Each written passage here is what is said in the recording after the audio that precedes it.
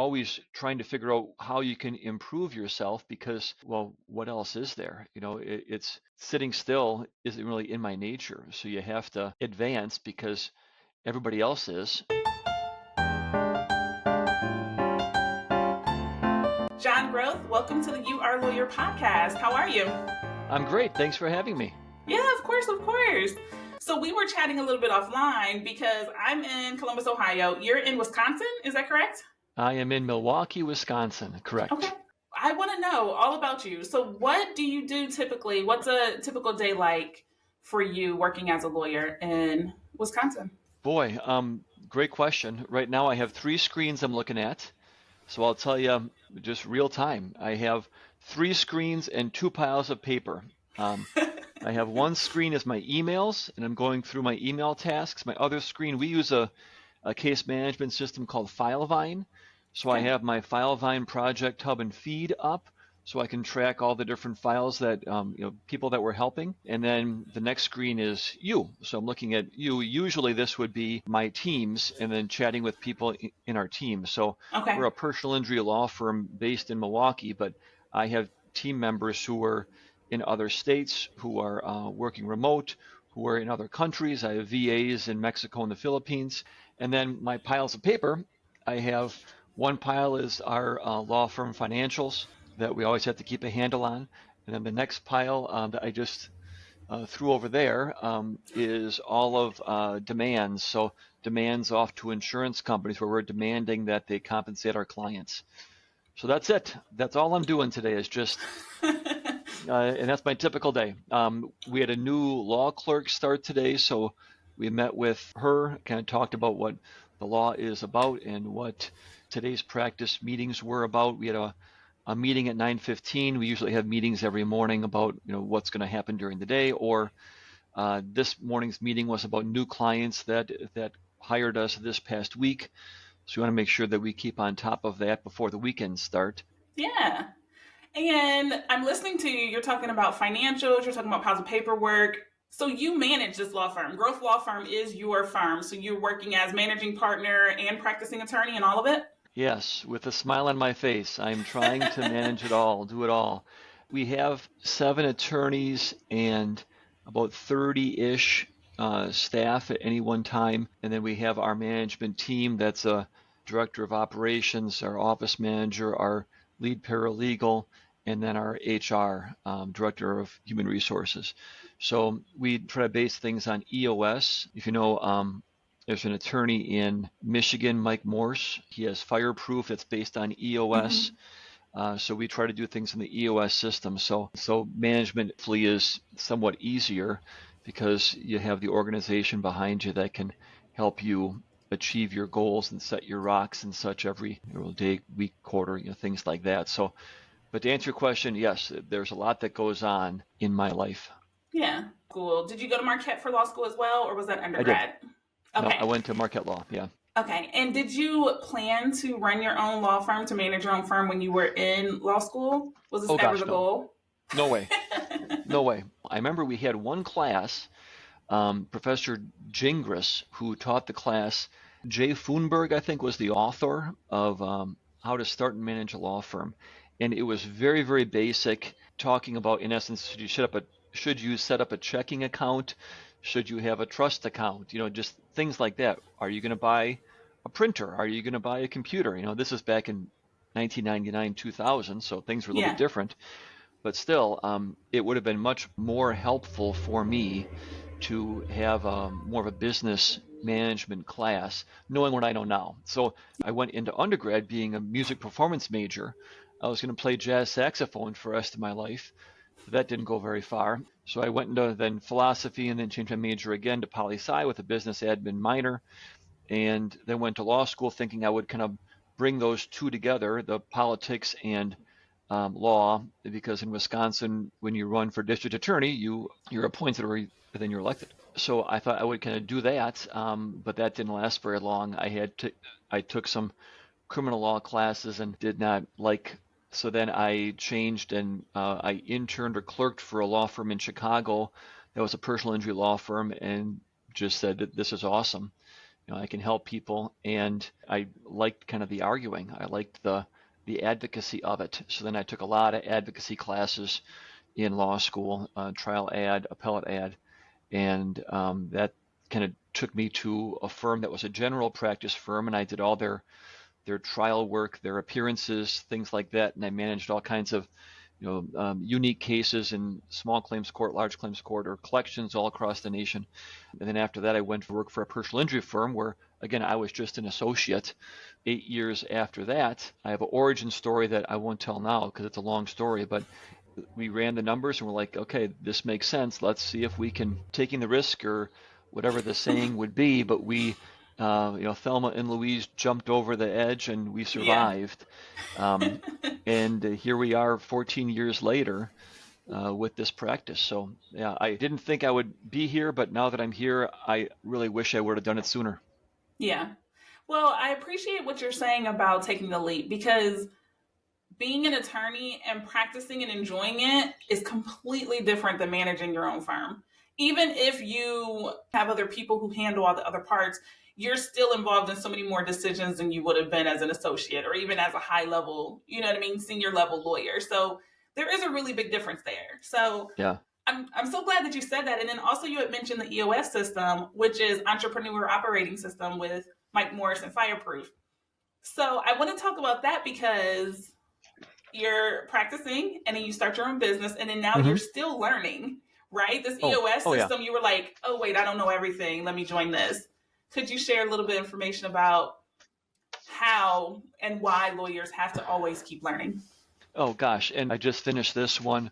The Four Obsessions of an Extraordinary Executive, a Leadership Fable. Yeah. Patrick Lenciani. I don't know who recommended this to me. Every morning I wake up and listen to a podcast. If it's the Wall Street Journal podcast, it's probably my go-to. And then a legal kind of management podcast or a legal marketing, lunch hour legal marketing. I love listening to that. It's once a week. And then when I walk my dogs at night, usually my wife and I walk together, and it's our date time. If I'm walking alone, then I will listen to like Gary Vee or something like that, marketing or management kind of podcasts. And then there's all the Yeah. Trial Lawyer Nation podcasts, but certainly always trying to figure out how you can improve yourself because what else is there? It's sitting still. It isn't really in my nature. So you have to really advance because everybody else is. And I think maybe I'm more competitive than I ever thought that I was, that I want to make sure that we're doing the best and we're doing right by our clients. We're being efficient, and I like technology. I like that kind of stuff. So, how can we use that in the practice with people to do the best for those who were injured because of somebody else's negligence? So, I enjoy it. I Yeah. enjoy learning all those things. Okay. Well, I'm really enjoying this conversation because I know the podcast audience is about 70% law students and then Hmm. like 30% young lawyers. So 5 years practicing or less. And they're going to listen like, wait, Jon listens to Gary Vee? Because you two do not have the same personalities at all. But I think that's going to be great, right? Because I love Gary Vee, but also I have a sales background. You know, I'm like standing on a chair, rah, rah, rah, let's go. And I don't think that you are that type, at least not, you know what I mean, every day, maybe in some meetings.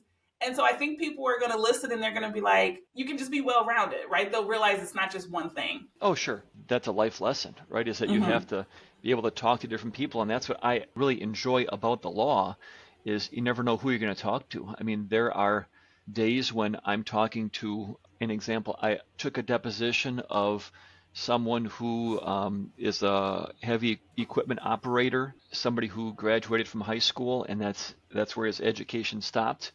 And you have to be able to then talk to that person about what that person knows and identify with them so you can create a rapport, more blue collar type conversation, which there is some skill behind that. And last night I had dinner with doctor, lawyer, business owner, financial planner, and it was in honor of somebody who's 100 plus millionaire, who just sold a large company to to a hedge fund type thing. I mean, it's you just never know what's going to happen, and Yeah. being able to communicate with everyone is really important when you're a lawyer. And I think that's part of the fun of being a lawyer, is you can communicate and really learn from other people. I mean, one of the probably the wealthiest people that I will ever meet, I was an associate. This is about 22 years, 23 years ago, and just was the smelliest person you'll ever know.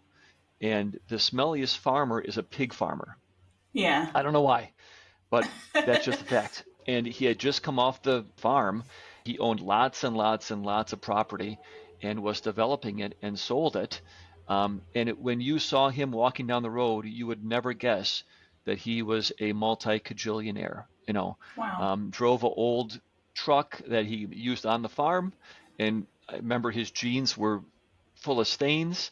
Uh, Not didn't matter, but fashionable. yeah, not fashionable, not somebody walking down Michigan Avenue in Chicago. Yeah. But just a great guy, just a really super nice guy, and that kind of taught me that you can't judge a book by its cover. You should just never know. And this guy was paying tens and tens of thousands of dollars for his lawyers to help him figure out how to manage his millions upon millions of dollars that he was Yeah. worth. So I think that's important to understand, that when you graduate law school, you have to be able to have the ability to talk to people. It's different if you want to do maybe IP law where you're dealing with engineers and very unique. That's different than, or bankruptcy law, things like that. But if you're consumer facing, I think it's important to be able to talk to different people, and that's where it goes back to education and learning, and always kind of getting a sense of what's out there and how you can communicate with others. Yeah, absolutely. Those are my favorite kind of millionaires. Those everyday millionaires that you wouldn't even like, they're not flashy, they're not drawing a whole Mhm. bunch of attention, just everyday millionaires. Yeah, That's yeah, what I aspire yeah. to. Someday, I know, someday. Yes, Uh, yes. So, John, you were saying that you manage and run this personal injury law firm. And so you guys have a lot of different practice areas. Okay, so personal injury includes car accidents, motorcycle accidents, rideshare accidents, which is interesting with all of the Lyfts and Ubers out there, hmm dog bites, and then even vaccine injuries. Would Correct. you talk to us a little bit about where did all of these different areas come from that you guys cover? So the easy one to talk about are the car accidents and those kind of crashes, because that just happens all the time. We have people who are Yeah, bad drivers, and technology, your phone that I'm holding in my hand is a necessary evil, because there are people who are addicted to it and can't get off it, and they rear end somebody else, and that seems to be happening more and more frequently. Even though cars are safer than ever, there yeah, are more car crashes. So that's the easy one. And then from there, premises liability, slips and falls. If you fall because of somebody else's negligence, well, there you go. Um, if you have, we have a lot of people really in the past couple of weeks, which is kind of shocking, who are delivery people like Dashers or, Uber Eats, UPS, FedEx, who are delivering products to somebody, and then a dog comes and attacks them. Well, mm, if you don't control your dog, then you're responsible for the injuries that the dog caused. And in Wisconsin, it's strict liability. So the nursing home neglect is more unique, because you get into a different level where it's certainly expert driven. Medical malpractice or nursing home neglect, you have to have experts that will say, to a reasonable degree of medical probability or probability in my expertise, that this nurse or that director of nursing was negligent in their staffing or in how they took care of this resident, because it's just not something that everyday people can understand. We can't yeah, expect lay people on a jury to understand nursing home neglect. Well, it takes more skill. It also is a lot more expensive. Our expert costs for nursing home neglect and such are tens of thousands of dollars per case. So we're fronting the costs of that versus car crashes, where it averages between 500 and 2,000 per case. Anyway, and then the more unique one are the vaccine injuries. So we purchased a law firm a couple years ago, which again is a whole nother podcast, because I never thought I would do that either. yeah. Purchased a law firm, it was about 4 years ago, called Samster, Conkle, and Safran, and one of their partners had passed away, the other partner retired, and then the last partner had some associates. The associates didn't want to take over the firm.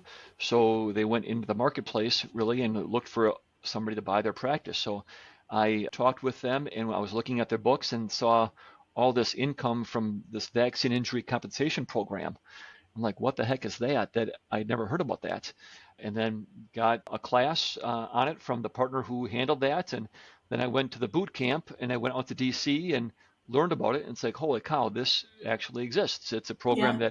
that started in the 1980s and is very unique. There's one court in the world that handles it. It's the U.S. Court of Federal Claims. There are Department of Justice judges, I'll say, who are handling it.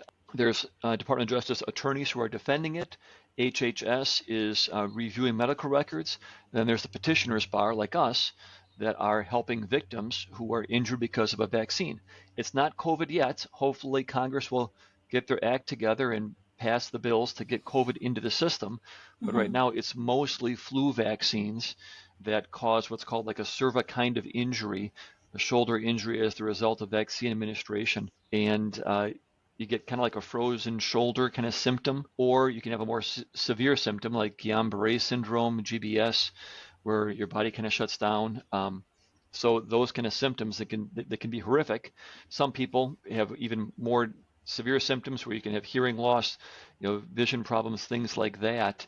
With those cases, we file them with the U.S. Court of Federal Claims, and there's an administrative process, and that's it. So we have two attorneys and a paralegal that just do vaccine cases. And we have clients who are all over the world. We had a client in Siberia. We had a client in Honolulu. We have multiple, I don't know, almost every state in the nation where we've helped people. That's amazing though, because I remember getting vaccines even when I was little. You always have to do things like before you go to a certain grade in Ohio, you have to show your Mm-hmm. card that you got vaccinated for this or that. And we do these things because we want to protect our bodies, but then sometimes there are accidents. And so this just speaks to how amazing and complicated it is to be a lawyer because Oh, yeah. somewhere someone needs to advocate for people who get hurt, even from getting a vaccine, right? It's not the intent was good, the intent was to protect your body, but someone still got hurt Yeah. and it's a personal injury. So, It's, one size does not fit all. mm-hmm. It's a vaccine that is out there and it's one type of vaccine, but Yeah, everybody's different. Our chemical makeups are pretty similar, but they are different. So that yeah, vaccine may affect you differently than it affects me, and that's why they created this program, which was, in retrospect, pretty smart. 75 cents of vaccines that are administered go into this fund, and there's billions of dollars in this fund wow. to help pay for victims and attorneys and things, the administration of it. So it's certainly out there, and I bet there are more people that are injured because of vaccines, but they just figure, my shoulder hurts, Right. I'll get through it, and it'll be fine. But the petitioner's bar is trying to do a lot more education to say, hey, this is a thing. And because of COVID, hopefully people are understanding that you really need to understand what you're putting into your body and be an advocate for yourself. Yeah, absolutely. In 2023, I interviewed someone, Victoria Collier, and she has a whole episode about how to buy and sell law firms. It's fascinating work. I never considered all of the work and effort it takes. I was like, why would someone want to sell their law firm? And then she loves to buy law firms. I was like, why would you buy a law firm? Yeah, And you just gave a great example, to bring in a different practice area, to bring in some experts, and grow your firm is the reason you would buy another firm. yeah. And that was somewhat by accident. Again, going back to the beginning of our conversation about learning, it's like, oh, Mm-hmm. this is fascinating to learn, and I've gone to the boot camp, I've gone to DC and met with a number of different attorneys about this, and we talked to people in that bar association that are extremely helpful and very, very giving, and that's kind of the fun part about the plaintiffs' bar is in Wisconsin, our Association for Justice is extremely generous and very, very supportive of each other. And same thing with the petitioners bar for the vaccine claims, very supportive and very giving. So Yeah, that's nice because we can hopefully that rising tide raises all the ships. absolutely. So, my last question here, Jon, you also are a podcast host. Excuse me, podcast host. You host the Growth Gets It podcast. And why did you create that show and what were you hoping to get out of the podcast? Man, so to be honest with you, I like talking. So maybe that's why I just like talking. But let me go way back in time. Yeah. So back when I was an associate, I had the luxury and my boss, my mentor, um, really let me run my cases and my practice as like a subdivision of the firm.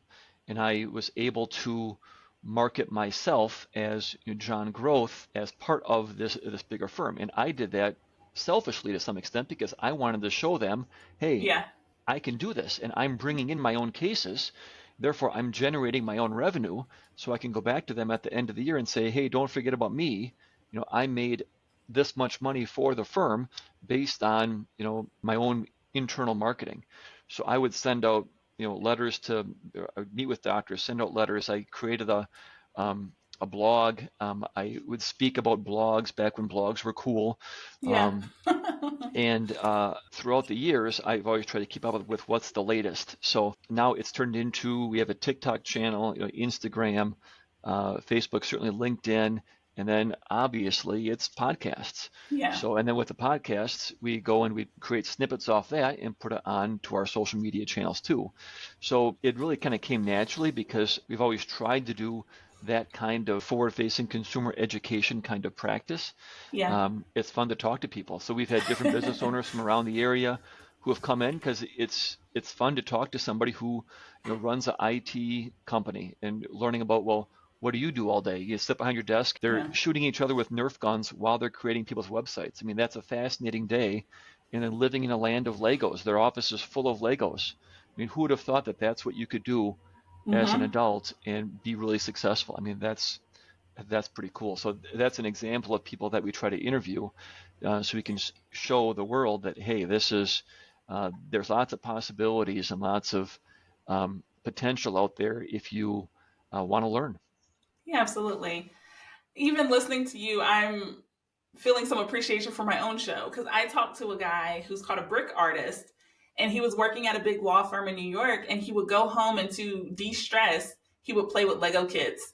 And then he Okay. started making statues and sculptures, and then people started paying him for it. And he was like, "Oh well, I've replaced my salary, so I'll just go do Legos."